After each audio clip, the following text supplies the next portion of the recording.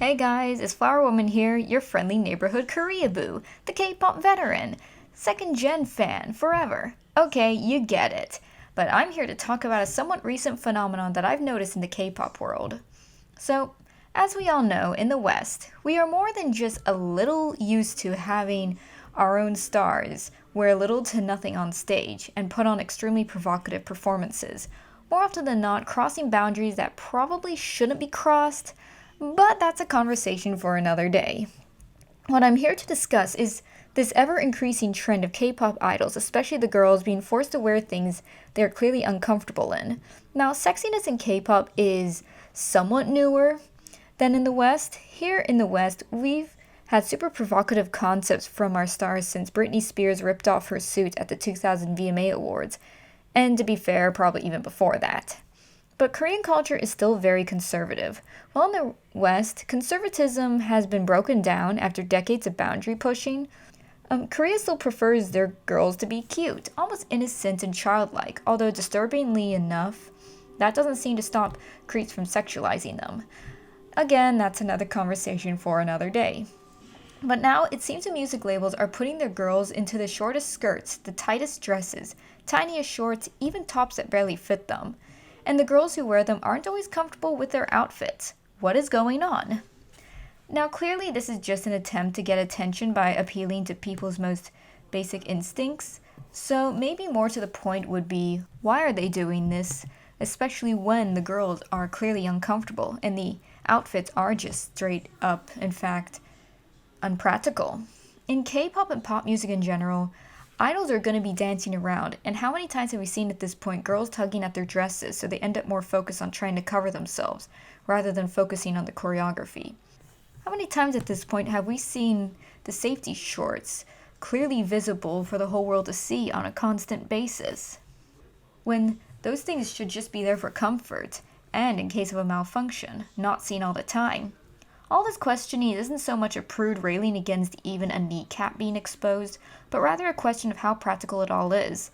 What's the point in having a skirt if all it's going to do is expose the safety short? Or how about certain girls not even getting safety shorts at all? Yeah, that's messed up. But even worse, underage stars being given these revealing sexy outfits.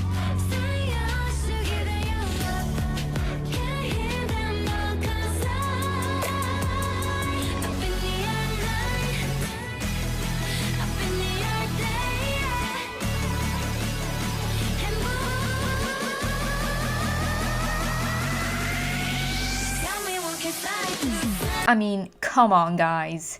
Really? Do you really have to stoop to that level of lowness? While people argue that if they didn't do it, we wouldn't be talking about all this. However, is it just the sign of exploitation? The conversation about exploitation in K-pop has already been brought to the light with the former members of Stellar, a group that became infamous for their many shocking concepts, talking about their experiences and how they felt almost abused by their former management for making them do things they weren't comfortable with and being filmed in ways they weren't happy with. So yes, it may get attention. I mean, look at myself talking about it. But does that really justify it? Also, why do people feel that they have to push boundaries and use sex appeal constantly to get attention instead of being creative and focusing on the talent or making up unique dances and concepts? Whenever it comes to this type of conversation, everyone just focuses on a binary, sexy or cute. But my own question is, why does everything have to be either cute or sexy? Can't women be more than just either of those things? There are many ideas and styles that they can go for both boy bands and girl groups. Ideas that go beyond just being boxed into two simplistic categories. In the past, we had the girl crush concepts and rock concepts.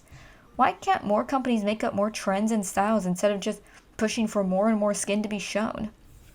Since when does K-pop have to only be about sex appeal anyway? And yes, before anyone says anything, I know K-pop has always been about having good looks and sex appeal, and that is not the bad thing in of itself. However, at least in the past, there were the good looks and interesting concepts mixed in with good music, good dancing, all to go along with it. Look at TVXQ, for example, and their most famous song, Rising Sun. That wasn't just focused on how talented they were and how hot they were, which of course they are both, but also focused on a message talking about wanting to look for something more than just parties and the immediate, trying to reach for enlightenment. I guess what all this comes down to is having more meaning in the songs, being more innovative and creative, rather than just trying to grab for cheap shots at attention by putting girls in such uncomfortable outfits. Especially if it means making the girls more comfortable when they perform. That doesn't mean we should start demanding K-pop stars to start dressing like nuns and priests. Not at all, but I can remember a time when K-pop idols weren't constantly tugging at their outfits. Looking at Boa, for example, many times her outfits were sexy, but it was clear it made her feel confident and she was comfortable in them, and of course they all fit her properly. I can bring up even more examples: Girls' Generation, Tiara, FX, or even The Grace. Please tell me somebody remembers The Grace, please? Other more current groups would include Mamamoo, who I believe they do have a say in the decision making with their wardrobe. Also to note, member Moonboil has been nicknamed Conservative Moon due to the fact she is modest in her dress and is passionate about showing that you can look great without showing skin. Because, speaking of which, we've also seen far too many times girls wearing revealing outfits when it's winter. And winter in Korea can be pretty ice cold. Do stylists not think you can only look good if you're showing your body, which again isn't bad in of itself, but when it's winter, it's cold. You should be putting them in like cool slacks and jackets. Short skirts and crop tops are for the summer. I mean, isn't that why we have summer and winter clothes? Maybe if more groups were allowed to have a say in what they wanted to wear, then we'd see a lot more confidence on stage, which should be a point of focus for K-pop companies. Again, this isn't saying that idols should never show skin and to say that sexy concepts are bad, but rather asking for K-pop companies to be more considerate towards these girls when performing. If not straight up allowing them to at least have some say in everything, because ultimately they're the ones performing, and oftentimes it would allow for more originality in the industry. Music shouldn't be reduced to how short you can get the skirts, but instead the art. And anyway, all it would take is making the skirts and shorts just that much longer.